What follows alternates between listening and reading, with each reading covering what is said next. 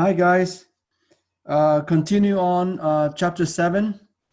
For today's recording, we're going to finish off chapter 7 by focusing on um, action potential. This is the single most important electrical signaling mechanism, allowing neurons to send out signals. But what's the thing here is action potentials. We're going to go over. It can only be generated at a very specific location within a neuron, and it can only propagate it to another structure of a neuron. So this directionality of that action potential allows neurons to control where the message will end up, right? So we're going to understand that how is it possible for neurons to generate that type of electrical signals, and how is it possible for neurons to send out that signal, electrical signal, directionally, meaning it can only move forward, it cannot move backward. So there's a reason for that. And it gets very interesting behind these concepts. So action potentials on the menu. Let me put it into a slideshow. There you go.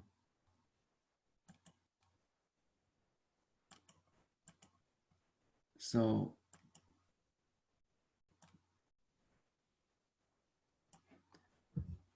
now we learned from the last recording is all these graded potentials, specifically EPSPs and IPSPs, that are generated only at the dendrite or at the cell body of the postsynaptic neuron, right?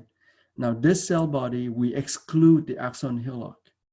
So only dendrites, which a neuron contains thousands of dendrites, it has only one cell body. So EPSPs and IPSPs are two specific examples of graded potential that are generated by dendrites and or the cell body, again, excluding the axon hillock, on the postsynaptic neuron, meaning the neuron after the synapse.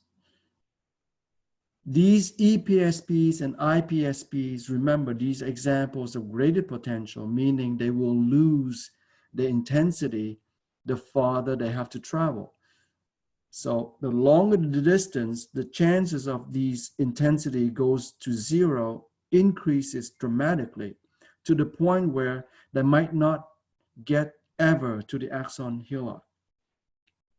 The advantage is they can be added to one another, on top of one another, so they can help each other, preventing them to dissipate. So it gives them a higher chance of getting to that axon hillock. The objective here is once they get to the axon hillock will add them up, all the EPSPs together, all the IPSPs together, and there must be a net depolarization, meaning the signal, the depolarization signal, has to be at or more than the threshold potential in order for that axon hillock to generate an action potential.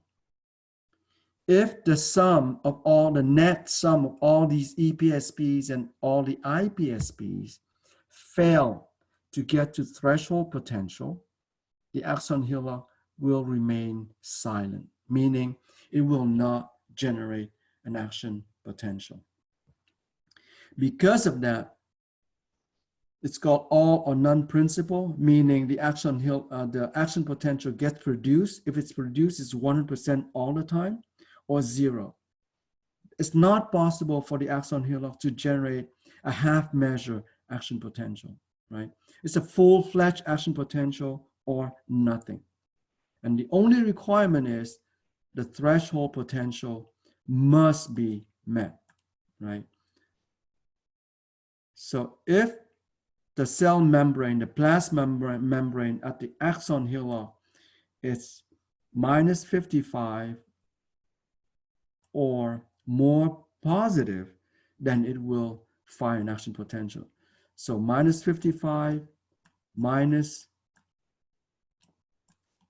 54,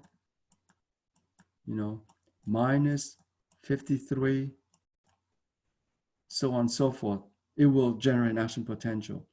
But if you go, for example, minus 56, then nothing happens, no action potential, right? So that's when we say less negative, this is less negative or more positive. So that those are less negative than minus 55 or more positive than minus 55. You will get an action potential.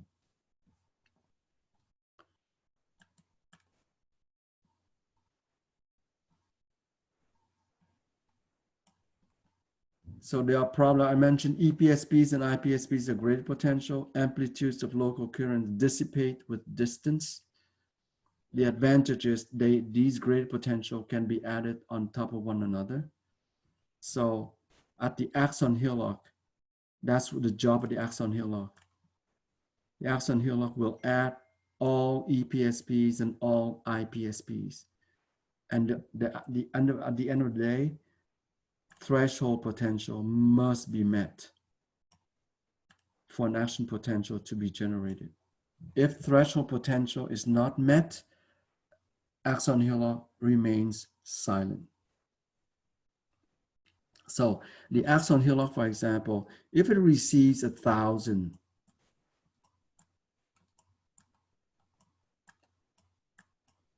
EPSPs and 100 IPSPs, most likely you will have an AP generated, right? But if the axon hillock receives only 100 EPSPs and it receives 1,000 IPSPs, then the axon hillock will not fire an action potential. So at the end of the day, you want to have more EPSPs than IPSPs for you to get that action potential, right? If you get more IPSPs,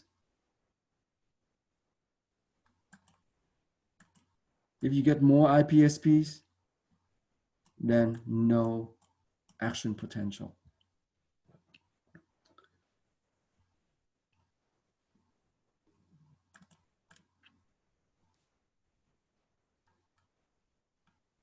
Because as a refresher,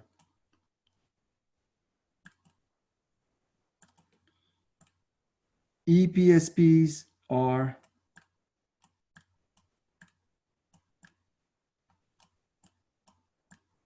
depolarization signals.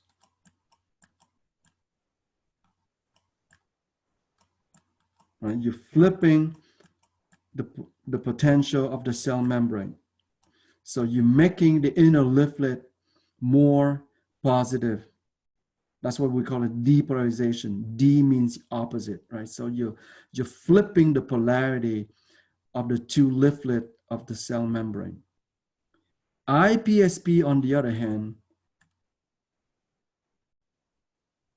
you're making the inner leaflet more negative than at rest. So you're hyper polarizing. So you're making more, so you increase the polarity between the two leaflets. That's what's called hyperpolarization. So you're making the polarization worse. So hyper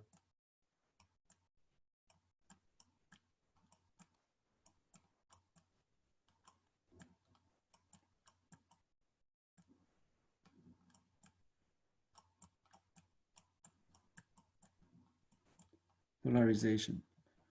Right? So depolarization, you're making the inner leaflet more positive, favoring going toward the threshold potential. If you are polarizing, meaning you're making the inner leaflet more negative than the rest, so it will go farther away from the threshold potential. So if you're generating IPSP, you are basically, in fact, inhibiting the axon hillock from generating action potential. But if you're creating EPSPs, then you're favoring, you're helping, you're inducing the axon hillock. It increases the chance of the axon hillock to get to the threshold potential. Therefore, you increase the chance of the birth of an action potential.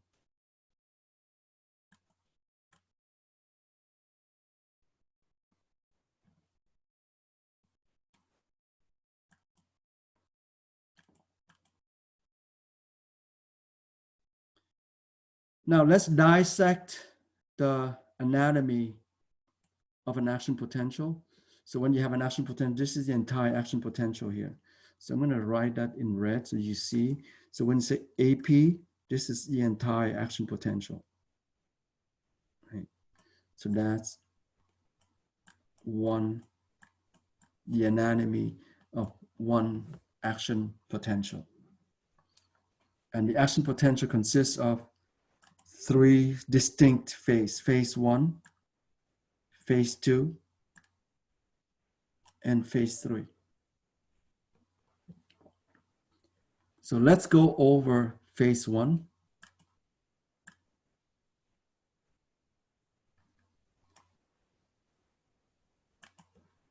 Phase 1 is called a depolarization phase. So this is the threshold potential here has been met, right? The minus 55 is the threshold potential, TP. The minus 70, that's the resting membrane potential. Yeah. Now, the depolarization phase is mediated by openings of ion channels. And this particular ion channel, this particular type of ion channels are transmembrane proteins that are acting as a receptor, and that is sensitive to voltage change across the cell membrane, across the two leaflet of the plasma membrane, right? So any voltage change will activate these channels. And when they open, they flux ionic species. Specifically, they flux only sodium cations. And not only they flux, they specifically allow there's a net influx.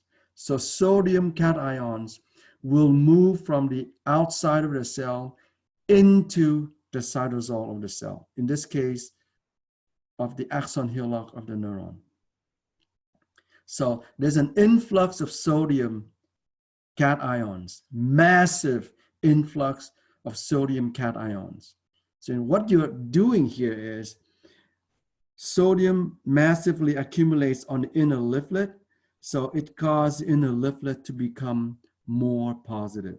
If it becomes more positive, this is what you're seeing here. So it moves from a negative value to a positive value, right? This is due to a net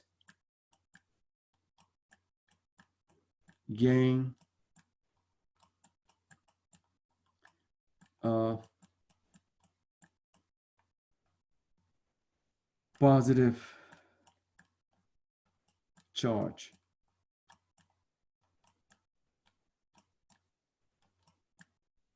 That accumulate on the inner leaflet of the membrane. And this net gain of positive charge, This is due to a massive influx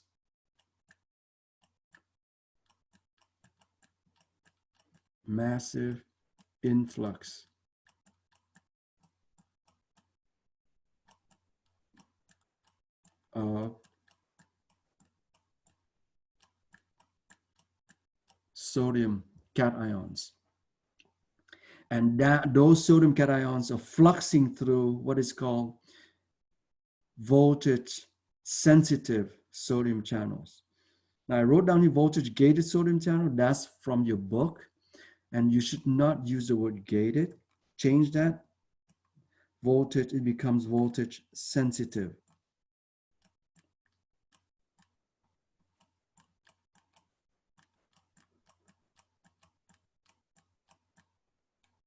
The word sensitive, S-E-N-S-I-T-I-V-E,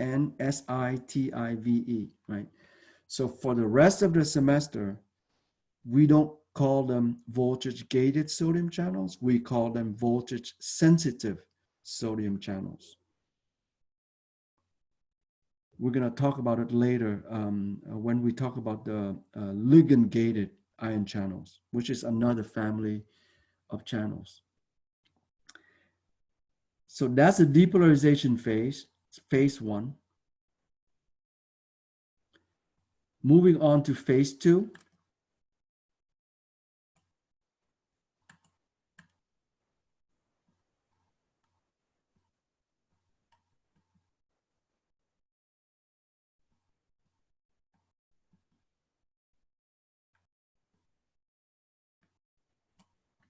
Now, phase 2, as you can see, the potential across the membrane, the cell membrane, goes back toward the negative value. And that phase 2, it's caused by what is called a repolarization phase. And this is due to the activation of another voltage sensitive ion channel. And when this ion channel that opens during phase 2 opens, it also fluxes and only fluxes potassium. And here, the flux is efflux, meaning potassium is leaving the axon hillock of the neuron to go to the outside extracellular environment of the neuron. So here, during phase 2, the axon hillock is losing potassium cations, is losing positive charge. So if the cell membrane is losing positive charge, the potential at that cell membrane goes toward a negative value. That's why you see dropping from plus 30, it goes down all the way down here, back to the resting membrane potential, right? It goes toward negative value, it goes down. And this is due to potassium efflux, potassium cation that are leaving the axon hillock, right? So this is due to potassium, massive potassium efflux.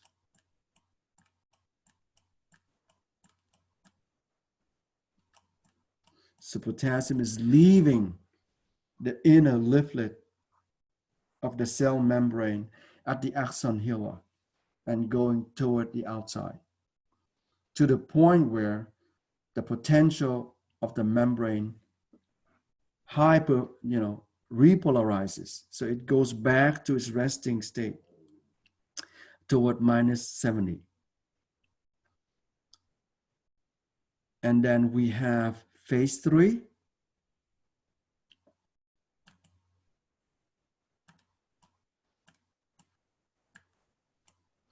And phase 3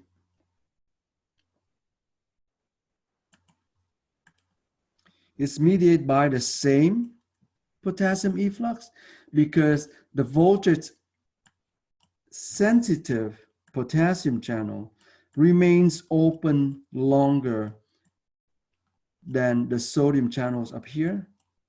So if they remain open longer, there's more potassium leaving the cell to the point where the inner leaflet becomes even more negative than at rest. So this here, that purple segment is not repolarization.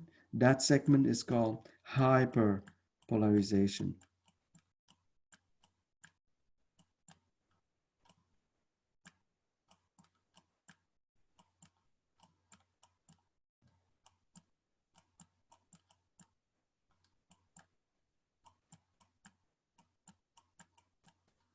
Okay, hyperpolarization. So you're basically making the inner leaflet even more negative than at rest.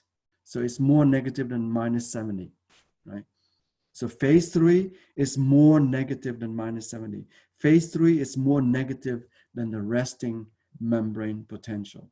This is due to a massive potassium amount leaving the axon hillock, due to the fact that the voltage sensitive potassium channel remains open longer than the voltage sensitive sodium channels.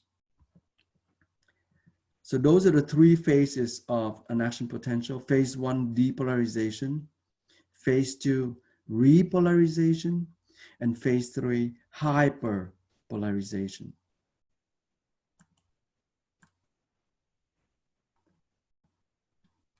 Now, it is also important that during an action potential, that axon hillock will not be able to fire another action potential.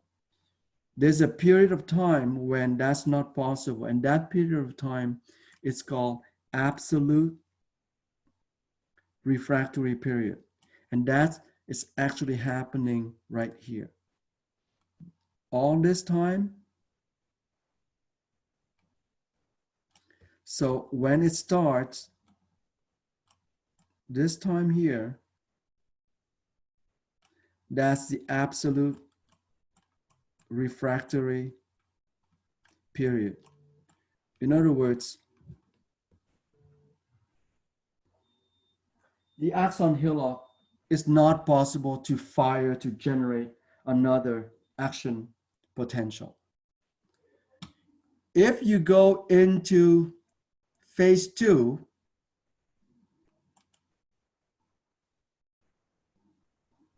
so after here,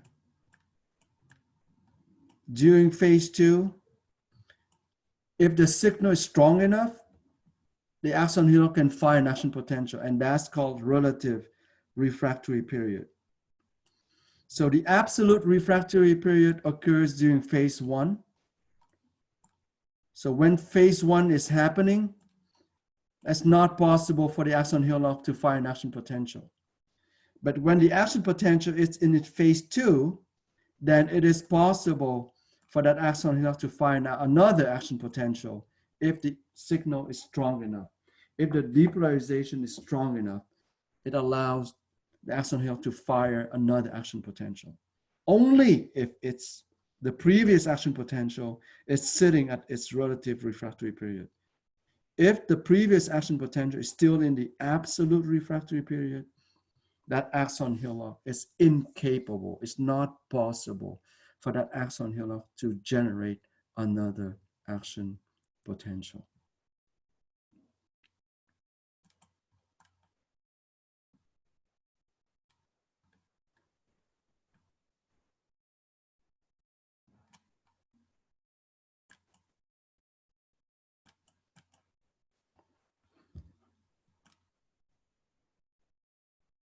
Now, again, so the birthplace of all action potentials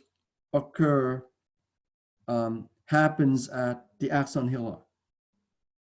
The axon hillock is part of the cell body of a neuron, right? And that's a delta area. So you see here, the axon hillock would have been right here.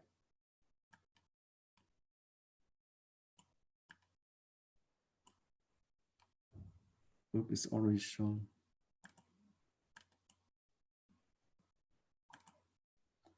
The delta shape, that's the axon hillock. It is still part of the cell body. So the axon hillock connects the cell body to the axon. And when we say, so when we talk about action potential, there are two things here: the generation of action potentials and propagation of action potential. The generation part of an action potential occurs at the axon hillock, but the propagation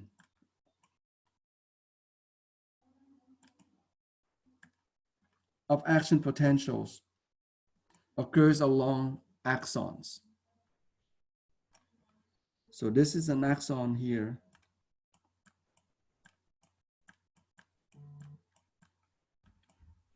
Right?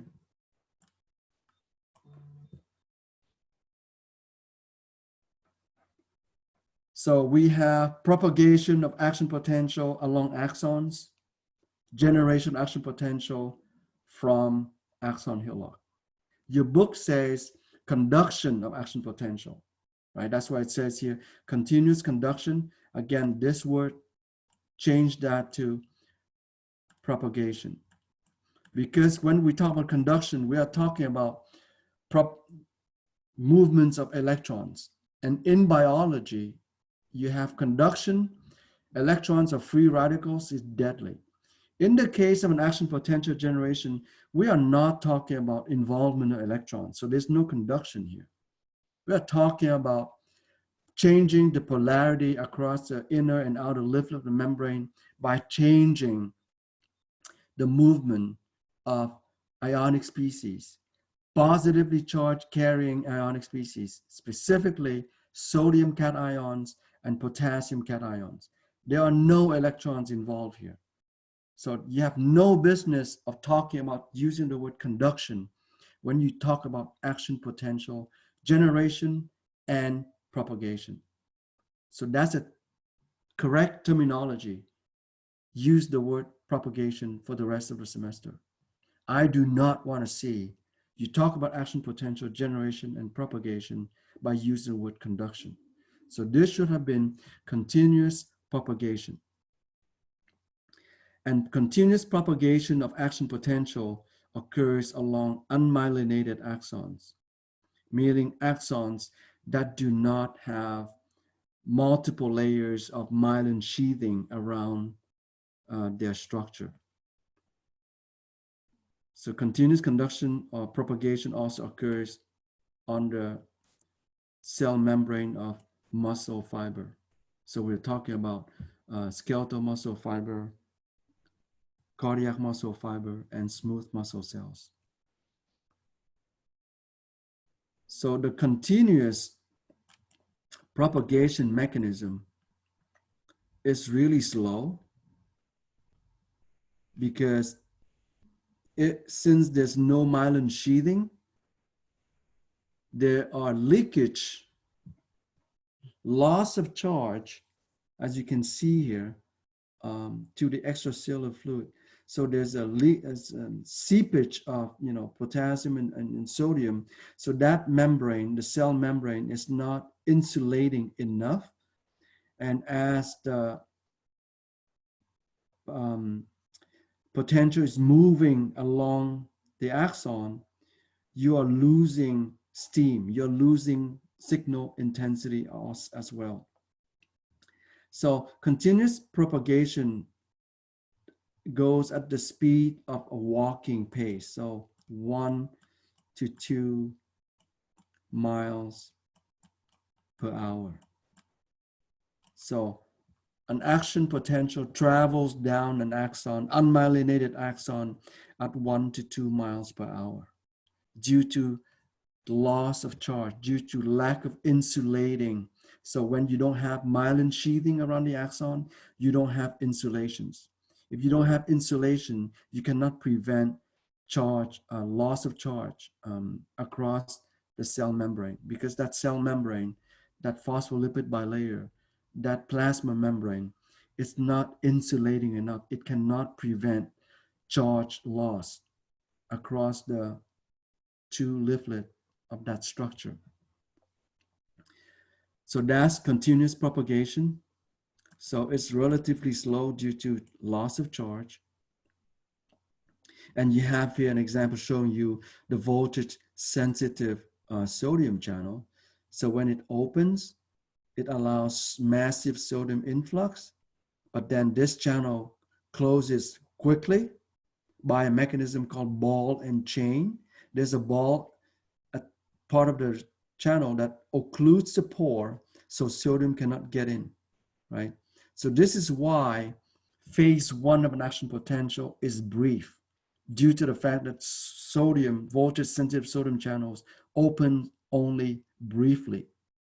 Whereas the voltage sensitive sodium channel, they don't have this ball inactivation gate, so they can remain open longer. So it can not only can repolarize the membrane, but it will cause a hyperpolarized state of the membrane. So phase two and phase three is due to the opening of voltage sensitive potassium channel that remain open longer than phase one, which is mediated by voltage sensitive sodium channels. And the absolute and relative refractory period, I explained that already. Now, action potential can only move forward due to the absolute refractory period. So when this site here is activated, it goes to site B. So let's go down here. So site C, for example, can only activate D downstream, but not upstream. Okay, because site C is in its absolute refractory period. So it can only activate the D. Once the D is activated, it cannot activate the C because of that absolute refractory period. So due to the present absolute refractory period, action potential can only move forward. So action potential will leave the birthplace, it will leave the axon hillock, it moves along the axon and it will hit the axon terminal at the end, the distal part of the axon, right?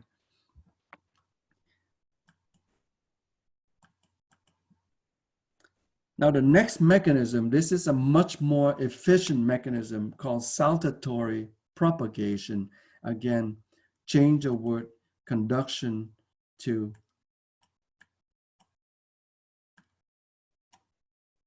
propagation, right? So saltatory propagation. And this occurs only in myelinated axons, meaning axons that have myelin sheathing wrapping around them up to 50 times. So for example, peripheral axons are wrapped by Schwann cells, and a Schwann cell, each Schwann cell has extended the cell membrane, the plasma membrane, and those extensions wrap around the axon up to 50 times. So the Schwann cells provide 50 layers of fat around that small segment of a peripheral axon. So it insulates the axon, it myelinates the axon. It will prevent charge loss when that axon is generating or propagating an action potential, more specifically propagating action potential. So in an axon, you see that there are regions where there's no myelination here, right? So these regions that are lacking myelination, we call them, learn that from anatomy, node of Ranvier. And the node of Ranvier are responsible where action potentials are being created.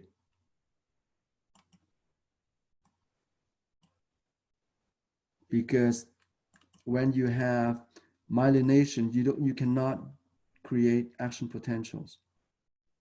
Right, so this is AP, action potential.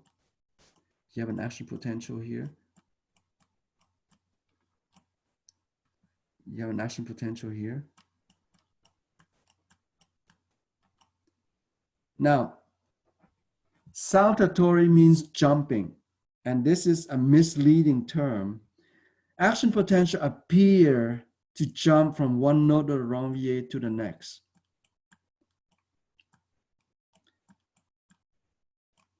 Back in the days, we did not understand the mechanism. We just, and then it was coined saltatory. Saltatory means jumping. So the reason is because action potential appear to jump from one node of the RMVA to the next. In reality, they do not jump from one node to the next. And this is critical for you to understand this, right? So at each node of RMVA, the action potential gets created and it dies at that node. So the action potential creates here at this node, it dies, and it induces the next node to generate its own action potential. It dies, it induces. So when the action potential is generated, that depolarization goes to the next node downstream. Right? So if this is generated, it goes to the next node to generate the next action potential. It also goes back. But the problem with this here, it's in its absolute refractory period. So there's no action potential created.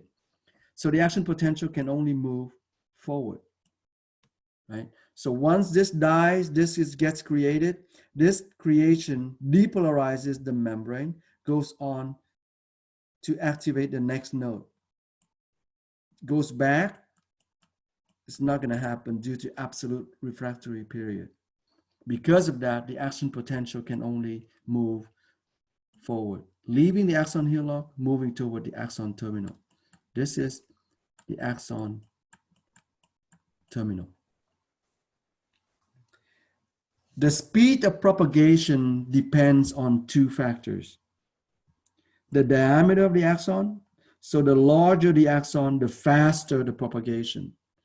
And the extent of myelination. The more the axon is myelinated, the faster the action potential would be propagated. So the bigger the axon, the faster an action potential can travel through. The higher the myelinated axon, also the faster the speed of propagation. It can go up to 300 miles per hour compared to 1 to 2 miles walking space. Walking pace, under continuous propagation. So the saltatory propagation is much more faster. And this saltatory propagation also relies on a positive feedback mechanism.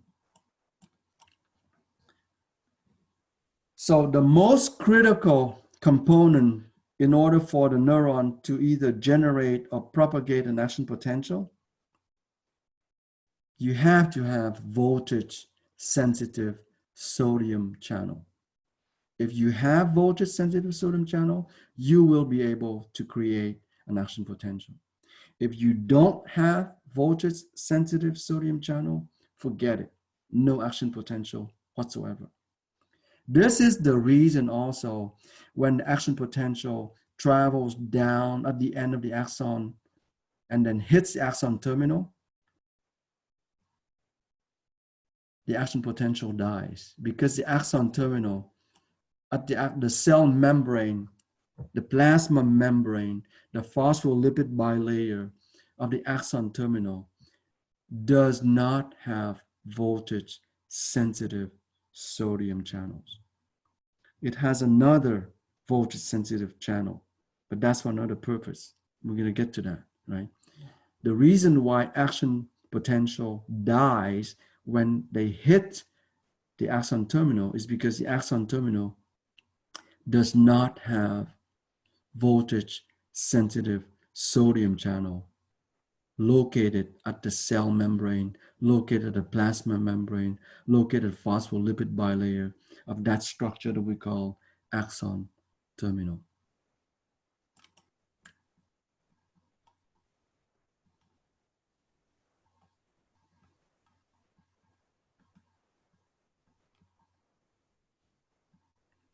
And the beauty about the action potential, intensity is maintained. You start at 100%. By the time it hits axon terminal, it remains 100%. It cannot lose steam. due to the fact that it's generated by using a positive feedback mechanism. So each node of Ranvier generate its own action potential, not all or none principle. So if I generate an action potential, I always generate 100%.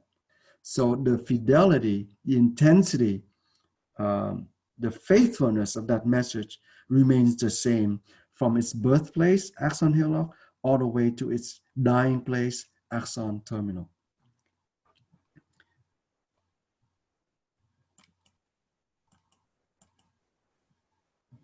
And to summarize this,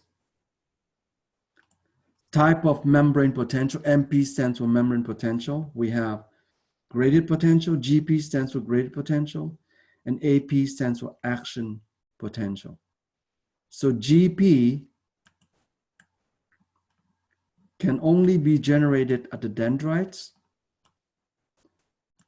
or the cell body, right? And when I say cell body, excluding, I'm not including, right? Excluding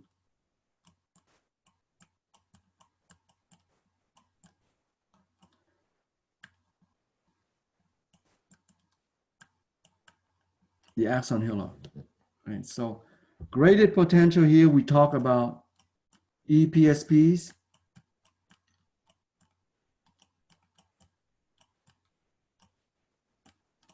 and IPSPs.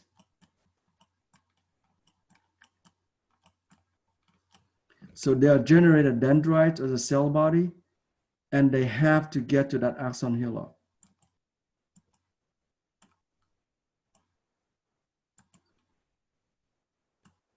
This delta shape here, that's the axon hillock. So the GP, EPSPs and IPSP, they have to move and get to the axon hillock. And in order for the axon hillock to generate an action potential, the cell membrane of that axon hillock needs to get to threshold potential. And then it generates an action potential. Here, this green arrow, these are action potential being propagated along the axon. And when it hits the axon terminal, it dies, then it induces the neurotransmitter gets released. Because the axon terminal, this axon terminal here is this entire structure, right? Now that axon terminal contains voltage,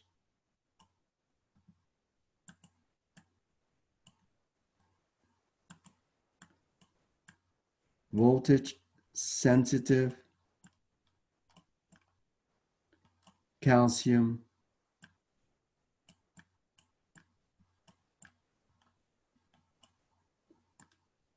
channels. So these are ion channels too. And so when the axon action potential hits the axon terminal, it depolarizes the membrane. And these channels, the voltage sensitive calcium channels, are sensitive to that.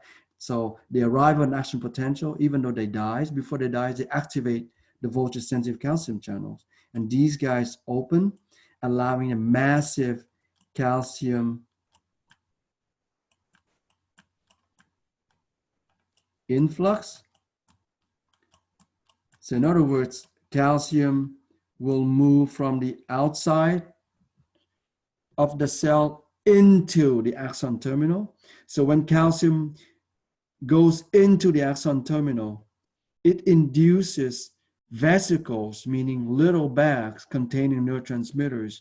These induces the vesicles to fuse with the cell membrane, to fuse the plasma membrane, to fuse the phospholipid bilayer of the axon terminal. And then it dumps its content, which is neurotransmitters, into the synapse, into the synaptic cleft. And the neurotransmitter will move on through passive diffusion, through simple diffusion, move across the synaptic cleft, and then bind to receptors on the cell body here, or the dendrites of the postsynaptic neuron to generate EPSPs or to generate IPSPs, depending on the type of neurotransmitter, right? So if you have excitatory neurotransmitter like glutamate, like acetylcholine, ACH, like ATP, serotonin. These four, if they release, they bind to their respective receptors that are located on the cell membrane, plasma membrane or dendrites of the postsynaptic neuron, or the cell body of the postsynaptic neuron, excluding the axon hillock. Then they generate the EPSPs on the cell membrane of the postsynaptic neuron. And these EPSPs will help each other to get to this axon hillock here, right? Allowing the axon hillock to get to threshold before it fires an action potential. If the neurotransmitter are GABA or glycine, then they will induce the dendrites or the cell body of the postsynaptic neuron to generate IPSPs. Then it hyperpolarizes the membrane, so bringing the membrane potential farther away from the threshold. Then the axon hillock remains silent. There's no action potential generated. So we move from the presynaptic neuron, and this is the postsynaptic neuron, and then you move here, another neuron down here. And the amazing part is each neuron in the brain makes contacts with not one more neuron, not 100 neuron, not 1,000 neuron, with 10,000 neurons. Each neuron in the brain makes synaptic contact with 10,000 other neurons. So this makes the complexity of the connection mind-boggling. Okay, so this is how we connect everything together. So from graded potential generated by these neurotransmitters, and when these neurotransmitters bind to the receptor, we call them neurotransmitter gated ion channels, neurotransmitter gated receptors, right? Same thing with glycine and GABA. Neurotransmitter gated ion channels, neurotransmitter gated receptors. And when, for example, the excitatory neurotransmitters like the glutamate, ACH, ATP, and serotonin, when they open, they flux multiple ionic species. They flux sodium. They flux calcium simultaneously, and they flux potassium through the same pore, right? So the glutamate receptor, when they open by glutamate, it allows sodium influx, it allows calcium influx, it allows potassium efflux through the same receptor, through the same glutamate ion channel. Same thing with ACH. When acetylcholine binds to its receptor, the ion channel opens, allows sodium influx, calcium influx, potassium efflux. Same thing with ATP receptors, same thing with serotonin receptors. When they open their respective channels, they flux multiple ionic species. In the case of GABA and glycine, they flux only negatively charged chloride anion. But when we talk about the voltage sensitive ion channel that we just learned today, so the voltage sensitive sodium channel fluxes only sodium, allows only sodium influx. Voltage sensitive potassium channel allows only potassium efflux and nothing else. And voltage sensitive calcium channels allows only calcium influx and nothing else. So the family of voltage sensitive ion channels, they are very selective. They flux only one ionic species per type of ion channels.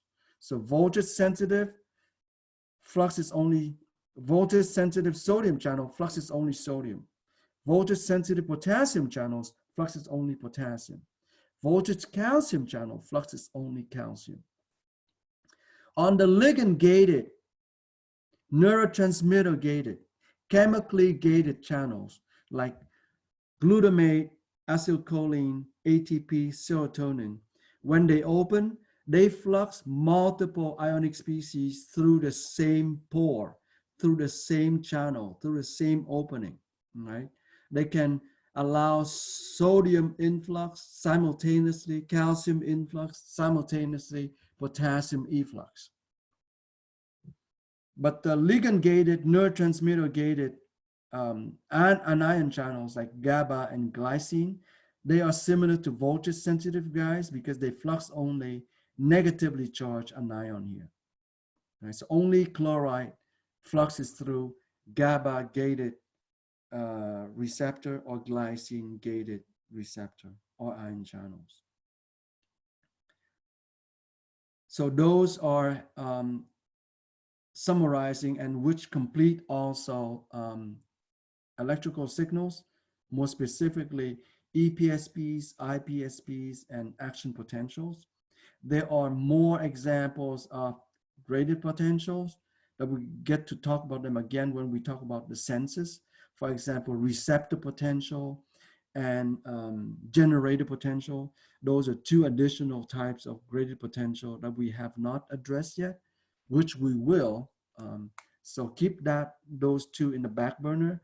So two additional type of graded potential coming your way when we talk about special senses, for example. So for example, sense of taste or special senses, general sense of touch, right? So when we talk about sensory pathways, general sense and special sense, we get to learn about two additional types of graded potential.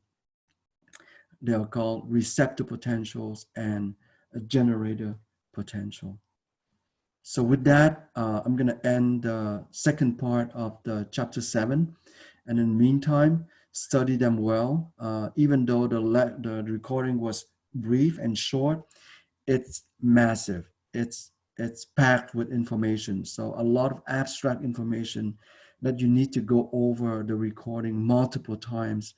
Let these concepts come to you by osmosis. So let them sink in little by little.